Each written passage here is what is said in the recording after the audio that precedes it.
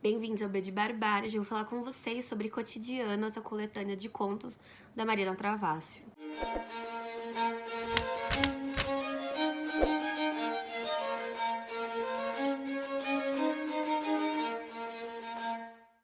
Mariana Travassos é uma autora nascida na Argentina, mas que aos 2 anos veio morar em São Paulo e fica na literatura dela algumas referências brasileiras, como Chico Buarque, que não só serve de epígrafe para um dos contos, mas que também acredito ter influenciado no nome do conto Construção.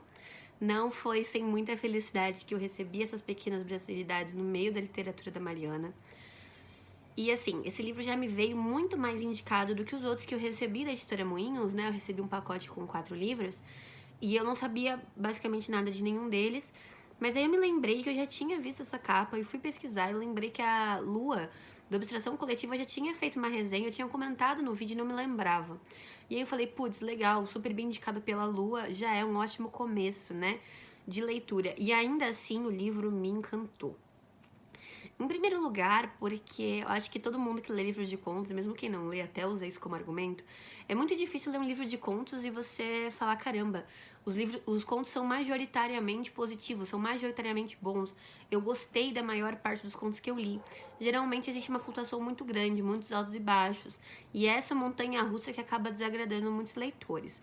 Se essa é a sua desculpa pra não ler contos, você pode deixar de papinho pra cima de mim, porque Cotidiano, ele realmente carrega contos que são bem bons, assim, todos eles, acho que tem uma homogeneidade muito boa na qualidade dos contos. Assim, claro, eu acho que se você não gostar de um dos contos, talvez você não goste de nenhum, né? Eles têm uma uniformidade temática que tá meio implícita, e eu já vou falar sobre isso com vocês, mas eu acho que é um livro, assim, que merece essa nota, né? A Mariana, ela trabalha com psicologia, por isso até esse desenho que imita aquelas pranchetas de Rorschach. Eu não sei se vocês conseguem lembrar, mas são aquelas manchas de tinta que os psicólogos mostram em filmes e perguntam o que você vê aqui. Eu vou deixar aqui no box de descrição um vídeo sobre essas pranchetas de Rorschach, muito massa, que tem no TED, foi me enviado pela Tati na contracapa. Então agradeço a Tati por contribuir aqui para essa resenha. E eu achei que foi muito interessante a editora trazer uma figura que lembrasse essa prancheta, porque a densidade psicológica dos personagens da Mariana é uma coisa sem igual. Quando a gente lê Cotidiano, a gente pensa que a gente vai entrar em contato com histórias muito singelas, mas eu acho que o foco da autora aqui não é mostrar essas coisas cotidianas, mas sim onde acaba o cotidiano, o momento de ruptura disso. Qual é o momento em que eu decido acabar com um casamento de tantos anos? Qual é o momento em que eu decido acabar com a minha própria vida? Qual é o momento em que eu tomo decisões e esse momento pode ser tão pequeno e a decisão pode ser tão gigante? Como eu me sinto quando eu tomo essa decisão? Eu acho que é sobre isso, né? As histórias que a Mariana traz aqui, todas elas carregam uma atmosfera, sabe, bem Memento Mori, sabe? Personagens que estão conscientes o tempo todo da sua finitude, da sua mortandade e que são confrontados, talvez, com o terror da realidade, né?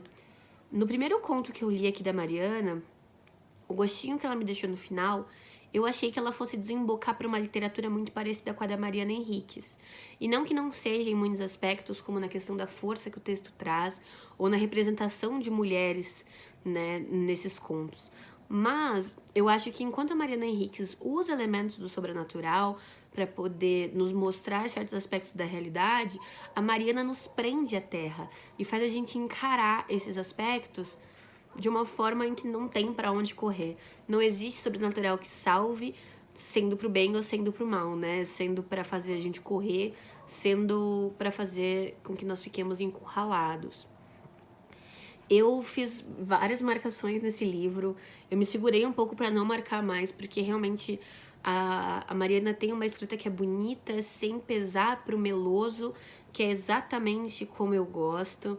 Eu até tem trechos aqui que eu tive que postar nos stories do Instagram, porque eu não conseguiria não compartilhar com outras pessoas, né? Quero pegar aqui um mais curtinho pra mostrar pra vocês. Então, por exemplo, esse aqui eu achei sensacional. Terminei ficando com o touro, porque dizem que é aqui onde nos vemos com mais frequência. Mas ele se despedaçou. O colei como pude, porque não é questão de andar deixando as lembranças esparramadas pelo chão. Mas devo deixar claro também que não devo ser um depositário de lembranças coletivas. Não tenho espaço para isso. Esse conto aqui é um dos meus favoritos da coletânea. É o Manuela, ele que traz a epígrafe do Chico. Ela usa: e qualquer desatenção, faça não, pode ser a gota d'água. E eu acho que esse conto, por exemplo, ele fala sobre essa amizade tripla e como existe, de certa forma, uma força gravitacional que coloca todas as pressões sobre essa Manuela. E eu acho que ele fala um pouquinho sobre a morte da juventude, sobre a morte da inocência nas relações, de certa forma, na morte da relação, sem a necessidade de uma responsabilidade emocional, talvez, né? Isso é tão cotidiano, tão pequeno, quanto uma lembrança de viagem que se esparrama, entende? Com esse bibelô quebrado. Outros contos que eu gostei muito, por exemplo, são o próprio Construção, na qual a protagonista perde a memória, e aí a gente acompanha ela tentando... Na verdade, o que ela tenta fazer é alcançar as expectativas das pessoas que a rodeiam, sendo que ela não consegue se conectar com aquelas pessoas, seja uma família, seja um marido. E aí ela traz aquele grande questionamento pro leitor, mesmo sem ter que colocar isso explicitamente no conto, que é: o que somos nós sem as nossas memórias? E isso é libertador ou é aprisionador, né? Como a gente vai lidar com isso é que vai dizer. Outro conto que eu não quero falar muito, mas eu vou falar que eu gostei, só pra quem já leu, que é o Ninguém Ali, que é tristíssimo, tristíssimo. Um outro conto muito legal é o Fendas, em que esse conto eu adorei ler na quarentena, assim. Sabe aquelas listas que o pessoal tava fazendo de contos sobre pandemia? Esse entraria, mas não como pandemia. É um conto em que o narrador, ele consegue escutar algumas questões do vizinho. E, cara, como isso se conecta, assim, com a minha quarentena, pelo menos. Eu tô em casa, eu tenho o privilégio de poder trabalhar em casa, e eu escuto os meus vizinhos do lado falando o dia todo. Eu conheço um pouquinho das rotinas, né? Levei bronca uma vez de uma vizinha porque eu tava fazendo barulho e ela deu uma batidinha aqui no teto, não sem razão, mas enfim. E aí eu me identifiquei muito, e essa questão da nossa participação na vida das pessoas que a gente nem conhece. Enfim, eu não quero me estender mais aqui, não vou ficar falando de conto por conto, mas fica uma grande recomendação minha, não só de literatura escrita por mulher, mas uma literatura escrita por mulher, latina, publicada por uma editora independente, e que com certeza foi uma grande surpresa, uma grata surpresa nas minhas leituras desse ano. Eu espero que vocês tenham gostado dessa resenha. Se gostaram, se inscrevam no canal, clicando na bolinha com o meu rosto que vai aparecer aqui na tela. E deem os seus likes se tiverem gostado do vídeo também. Um beijo e até a próxima.